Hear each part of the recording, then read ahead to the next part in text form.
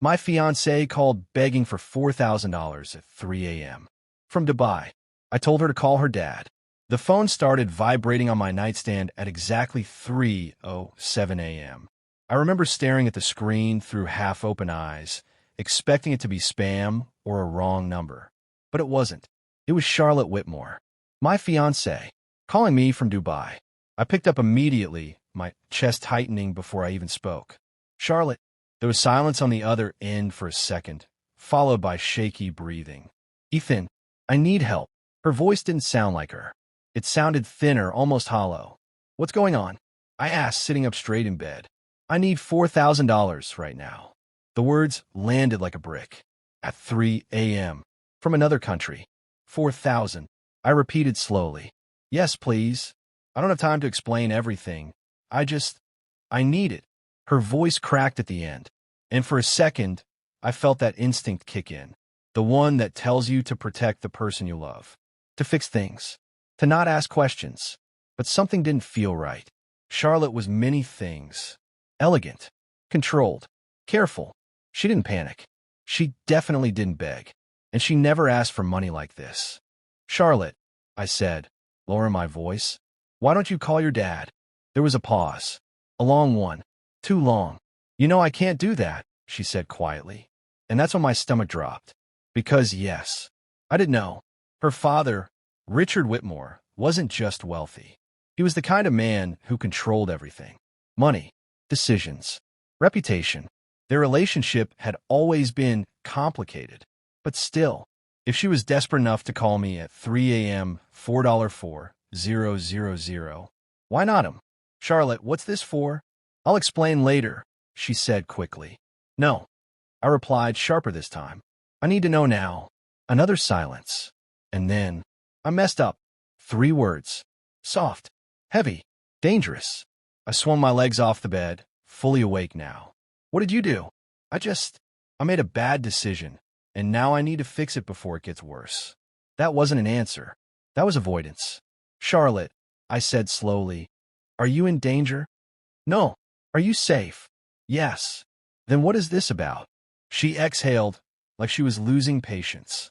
Ethan, please. Just trust me. Let me ask you something. If someone you were about to marry called you in the middle of the night, asking for thousands of dollars with no explanation, would you send it? Or would you stop and ask why?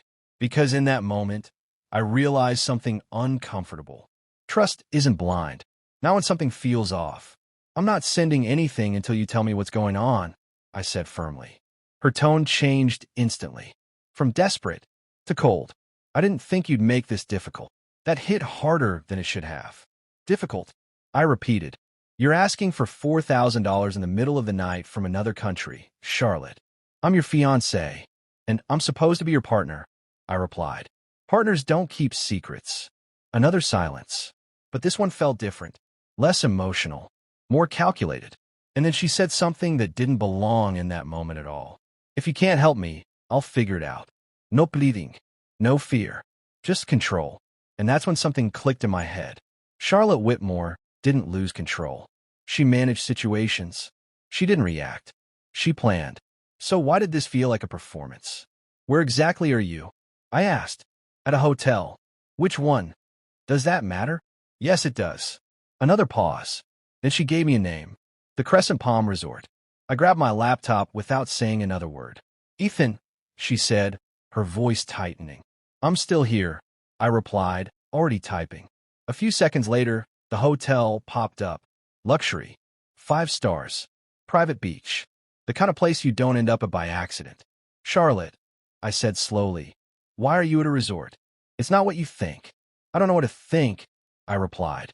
Because you're not telling me anything. She inhaled sharply.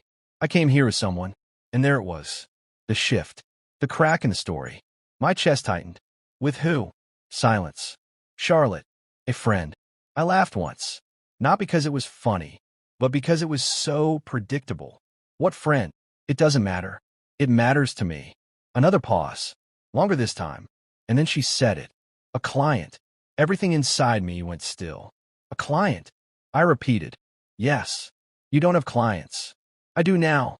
That didn't make sense. Charlotte wasn't in business. She didn't need to be. Her family's wealth took care of that. So why would she suddenly have clients? What kind of client? I asked quietly. No answer. Just breathing. Heavy. Uneven. And then, I can't explain everything right now. That was it. That was the moment. The one where everything you thought you knew about someone starts to slip. Did you come to Dubai with another man? Silence. That was answer enough. I closed my eyes for a second, trying to steady myself. Charlotte, I didn't plan this, she said quickly. It just happened. Nothing ever just happens in her world. Everything is deliberate, carefully chosen, strategic. Why do you need the money? Another pause. And then, finally, because I owe him. The words felt colder than anything she'd said so far. Owe him what? Money. How much? 4,000. Of course. Of course it was the same amount. And if you don't pay, he'll make things complicated. Complicated. Not dangerous. Not illegal. Just inconvenient. That told me everything I needed to know. You made a deal with him? I said. Yes. And it didn't go the way you expected. Silence. Confirmation. I leaned back against the wall, staring at nothing. The woman I was supposed to marry was in Dubai, with another man, owing him money, calling me to fix it. Let me ask you something again. At what point does helping someone become enabling them? Because this wasn't just about money anymore. This was about boundaries, about respect, about reality. I'm not sending the money, I said calmly. Her breath hitched. Ethan, you should call your dad. You know I can't. Then you should figure it out. The silence that followed wasn't emotional anymore. It was empty, like something had been cut off. Okay, she said finally. Just that. Okay. No argument. No tears. No anger. Just acceptance. And that was the most unsettling part of all, because it meant she had already prepared for this outcome. The call ended a few seconds later, and I sat there in the dark, staring at my phone. Not shocked, not even angry, just aware. Aware that something fundamental had just shifted. Not because she asked for money, but because of everything behind that request. The secrecy, the half-truths, the quiet admissions. By morning, I had made my decision. I didn't call her back. I didn't text. I didn't ask for explanations. Because sometimes the explanation is already there. You just don't want to see it. 2 days later, she sent a message. Short, clean, controlled. We need to talk. I didn't reply immediately, because for the first time, I wasn't the one trying to fix things.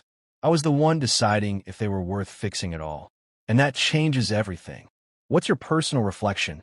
Would you have sent the money to help her, or walked away the moment the truth started to come out?